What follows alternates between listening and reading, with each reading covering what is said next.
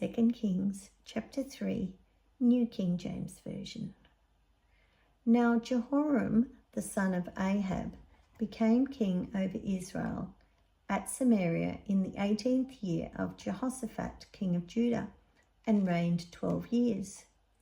And he did evil in the sight of the Lord, but not like his father and mother, for he put away the sacred pillar of Baal that his father had made. Nevertheless, he persisted in the sins of Jeroboam, the son of Nebat, who had made Israel sin. He did not depart from them.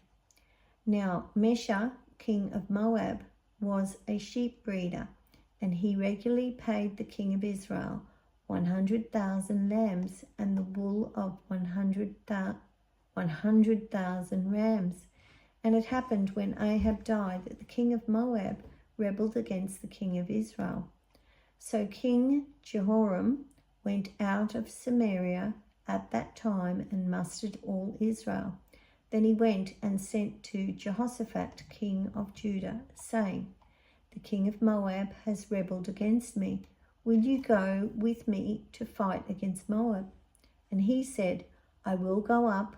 I am as you are, my people as your people, my horses as your horses." Then he said, "Which way shall we go up?" And he answered, "By the way of the wilderness of Edom." So the king of Israel went with the king of Judah and the king of Edom, and they marched on that roundabout route 7 days. And there was no water for the army, nor for the animals that followed them. And the king of Israel said, "Alas, for the Lord has called these 3 kings together to deliver them into the hand of Moab." But Jehoshaphat said, "Is there no prophet of the Lord here that we may inquire of the Lord by him?" So one of the servants of the king of Israel answered and said, "Elisha, the son of Shaphat, is here, who poured water on the hands of Elijah." And Jehoshaphat said, "The word of the Lord is with him." So the king of Israel and Jehoshaphat and the king of Edom went down to him. Then Elisha said to the king of Israel, "What have I to do with you? Go to the prophets of your fathers and the prophets of your mother." But the king of Israel said to him, "No, for the Lord has called these 3 kings together to deliver them into the hand of Moab." And Elisha said, "As the Lord of hosts lives, before whom I stand, surely were it not that I regard the presence of Jehoshaphat, king of Judah, I would not look at you nor see you. But now bring me a musician." Then it happened when the musician played that the hand of the Lord came upon him, and he said, "Thus says the Lord, make this valley full of ditches. For thus says the Lord, you shall not see wind, nor shall you see rain, yet the valley shall be filled with water, so that you, your cattle, and your animals may drink. And this is a simple matter in the sight of the Lord. He will also deliver the Moabites into your hand. Also, you shall attack every fortified city and every choice city, and shall cut down every good tree, and stop up every spring of water, and ruin every good piece of land with stones." Now it happened in the morning, when the grain offering was offered, that suddenly water came by way of Edom, and the land was filled with water.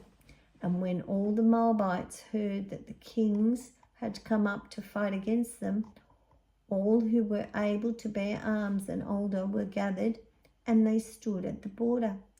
Then they rose up early in the morning, and the sun was shining on the water, and the Moabites saw the water on the other side as red as blood. And they said, "This is blood. The kings have surely struck swords and have killed one another. Now therefore, Moab to the spoil." So when they came to the camp of Israel, Israel rose up and attacked the Moabites, so that they fled before them, and they entered their land, killing the Moabites.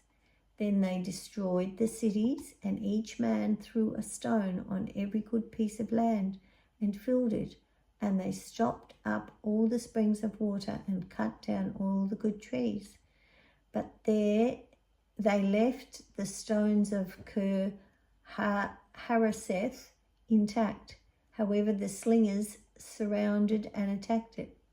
And when the king of Moab saw that the battle was too fierce for him, he took with him 700 men who drew swords to break through to the king of Edom. But they could not. Then he took his eldest son, who would have reigned in his place, and offered him as a burnt offering upon the wall. And there was great indignation against Israel. So they departed from him and returned to their own land.